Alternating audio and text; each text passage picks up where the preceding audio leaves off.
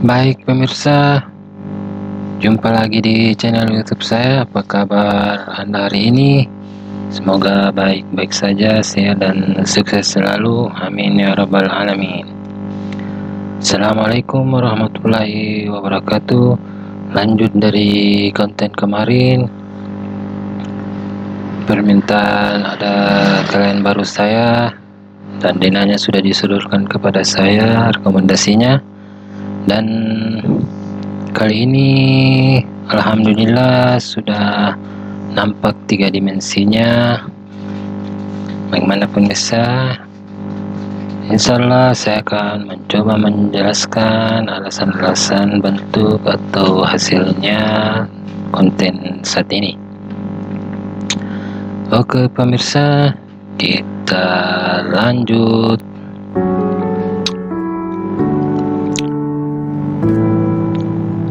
Kita berawal dari penampakan Dena dulu ya, dari atas. Ini pemirsa, ini teras depan kamar tidur tamu, ruang tamu, teras samping kiri, akses samping kanan, ruang keluarga, kamar tidur anak dan WC-nya, ruang makan dan kamar tidur utama beserta ruang servisnya, WC dan kamar mandinya. Kemudian dapur. Permintaan kalian kemarin ada kamar mandi di belakang bersifat di luar ya, kelihatan di luar. Ini bisa konsepnya di luar kalau ini diloskan ya. Dan ini teras belakang untuk akses di ruang keberadaan ruang ini. Jelas akan ada aktivitas di sini, apakah itu ruang jemur atau dan lain-lain.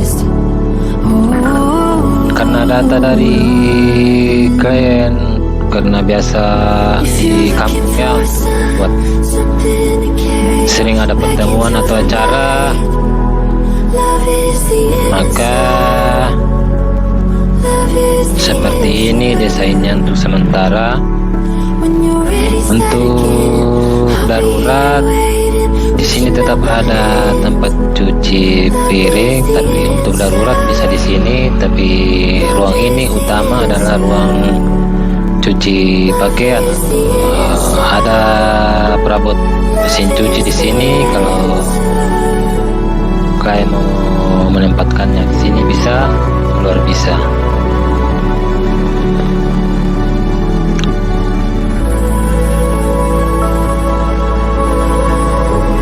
Saya lanjutkan dari pembahasan Dena ini. Hal ini maksud dan tujuannya kenapa desainnya begini adalah di sini kan kamar tidur tamu, untuk supaya tidak terlalu mengganggu, saya buatkan dindingnya semi tertutup ya, terbuka. Kemudian ada batasan untuk jendelanya nantinya. Jelasnya batasan ini di samping ada unsur keindahannya, juga ada manfaatnya seperti tempat menanam bunga, pilihan bunga Anda, untuk supaya tidak langsung atau ada batasan untuk tidak langsung dekat melihat masuk ya, karena ini kamar tidur. Kemudian desainnya nanti membantu untuk menghalau atau memfilter sinar matahari berlebihan pada siang hari dan sore hari ya.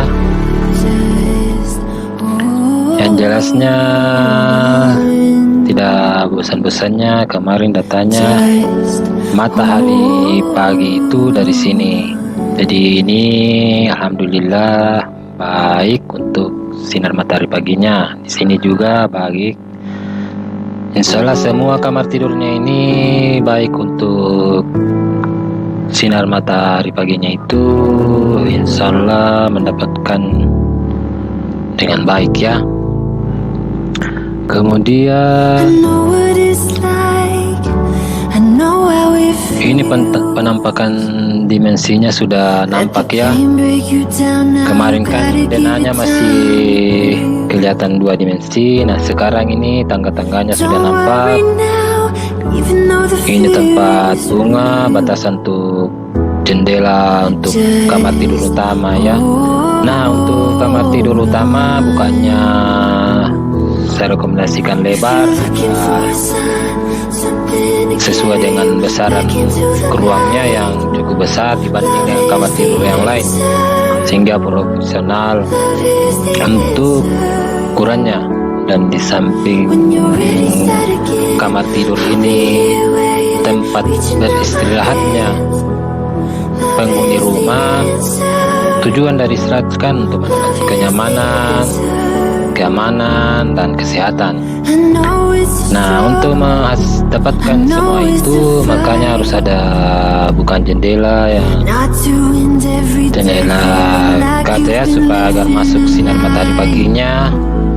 Lebarannya cukup lebar sehingga tadinya itu mendapatkan kesehatan, kenyamanan, dan keleluasan untuk perasaan di dalam. Karena ini rumah tunggal, kiri kanan belakang depan ada ruang yang boleh dikata tidak cukup luas. Harusnya ada pandangan dan akses ya, samping, depan, belakang, kiri kanannya seperti ini. Nantinya saya rekomendasikan di sini jendela lebar juga ya, bisa pintu sorong ya, untuk mengoptimalkan aktivitas gerak ruang di sini ya. Karena nantinya ada sofa di sini satu dan satu buah televisi di sini. Apakah itu untuk di almari atau digantung ya? Yang jelas di sini sudah tidak mengganggu akses atau sirkulasi manusianya di sini, karena penempatan pintunya kemarin sudah ditempatkan di sini. Karena ini ruang tamu, seperti kemarin saya jelaskan, supaya tidak jauh ke kamar mandi dan WC, maka ditempatkan berdekatan sehingga tidak malu-malu lagi masuk. Tamunya juga atau anaknya juga cepat melakukan aktivitas buang air besar atau buang air kecil atau gigit atau semacam dan sebagainya. Nah di sini kamar tidur anak juga, tapi saya rekomendasikan kamar mandinya menyatu di kamar ya. Beda kalau ruang tamu ini bersifat untuk publik, karena nanti juga ada orang lain yang bisa masuk ya. Jadi tidak perlu masuk di sini lagi kamar, anggap tuan rumah lah bahasanya. Ini kamar utama ya. Nah dari ruang keluarga ini dibatasi. Sebenarnya kemarin ini bisa los, tapi permintaan klien ada batasan di sini semacam dinding dan pintunya berbentuk ada nuansa profil. Jadi saya desainkan begini pemirsa. Jadi antara kamar ruang keluarga dan ruang makan ada pintu gerbang semacam itu, pintu profil.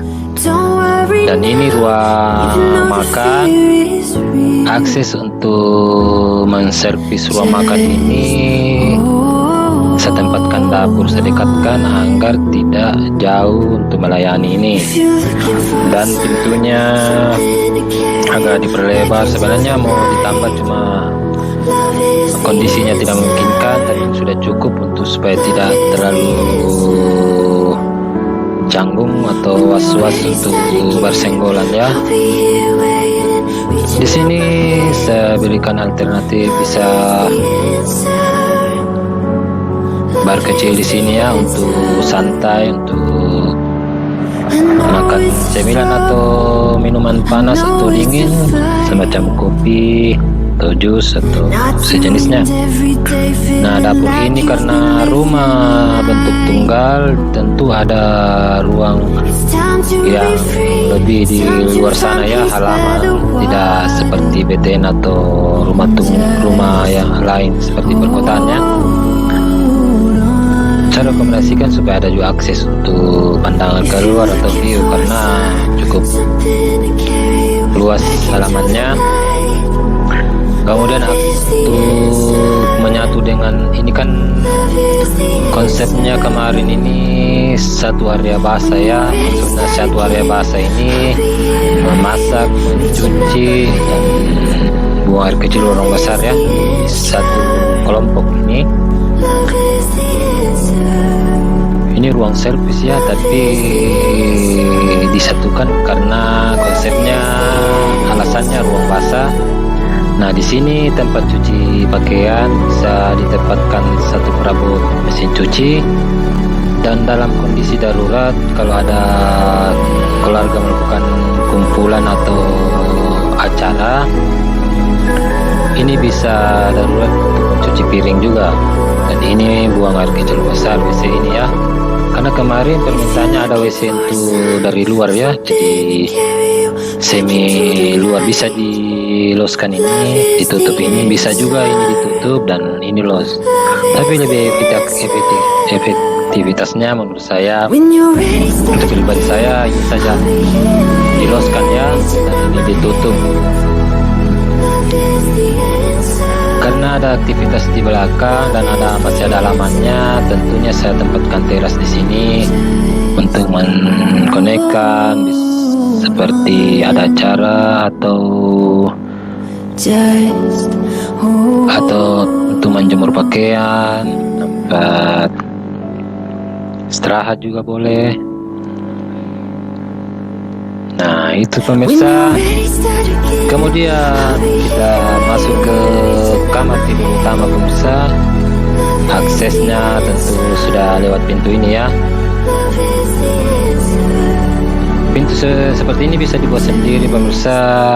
Kiatnya beli di perkotaan, beli multiplex, baru beli lapisannya, beli lem untuk dilem, kemudian pakai header tembak, kemudian dilem. Kalau tidak bisa mendapatkan multiplex, bisa kayu dan belikan lapisan lemnya ini ya. Ada yang anti air, ada anti api. Tuh.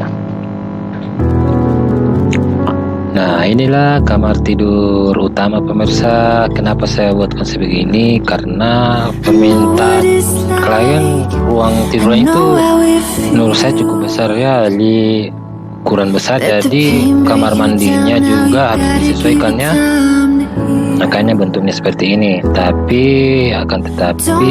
untuk lebih memaksimalkan dan berhasil guna, WC-nya saya pisahkan agar hawa atau bau itu tidak menyatu atau tidak bercampur dengan saya pisahkan ya, saya buat dinding supaya aroma tempat mandi dan cuci ini tidak menyatu dengan aroma WC, kamar mandi, buang air kecil dan buang air besar.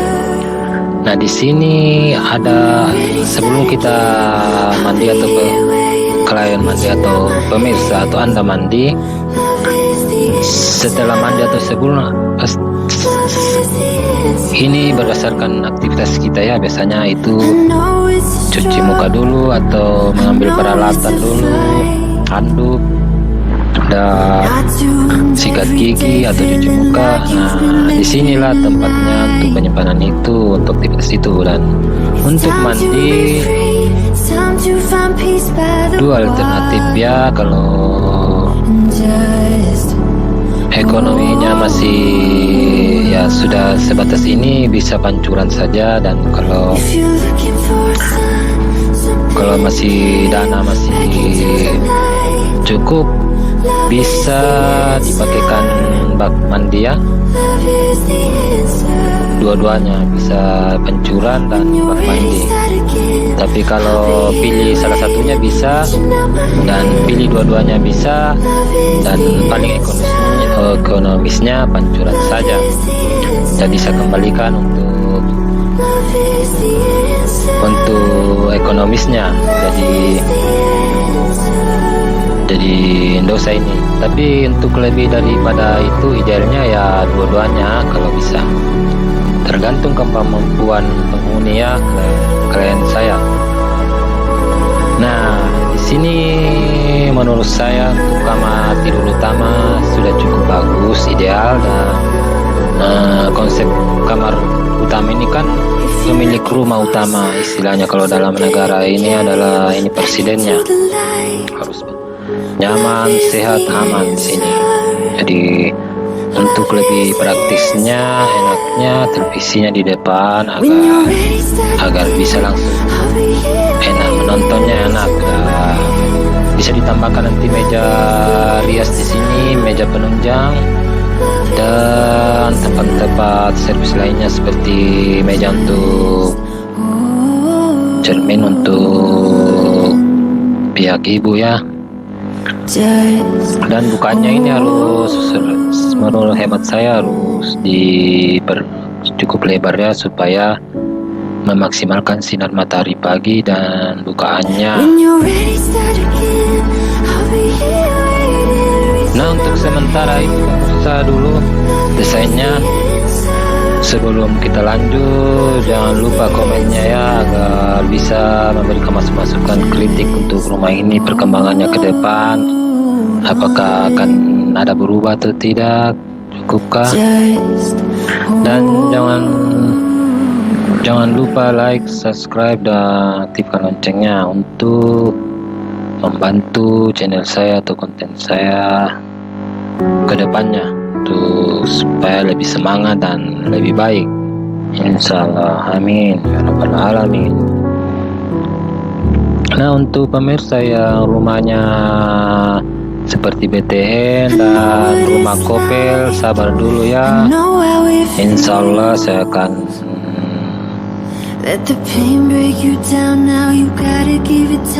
membuatnya nanti semaksimal mungkin, yang terbaik untuk Anda.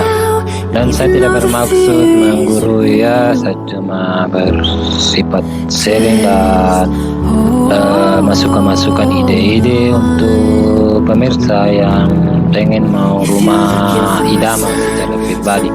Karena rumah idaman masing-masing setiap orang itu beda-beda ya, tentu sesuai dengan faktor-faktor ekonomi, faktor budaya, faktor sosial, dan faktor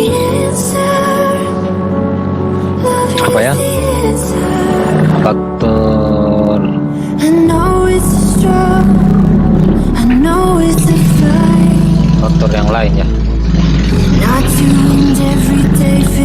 Nah, bagaimana pemirsa?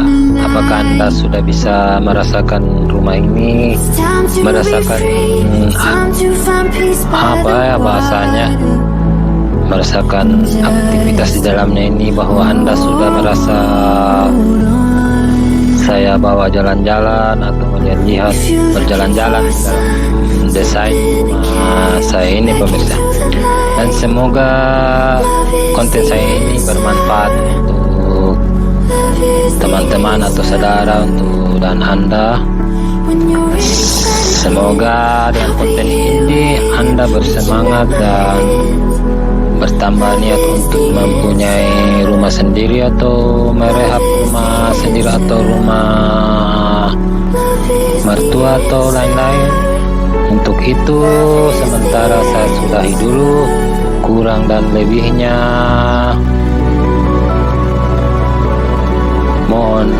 mohon dimaafkan.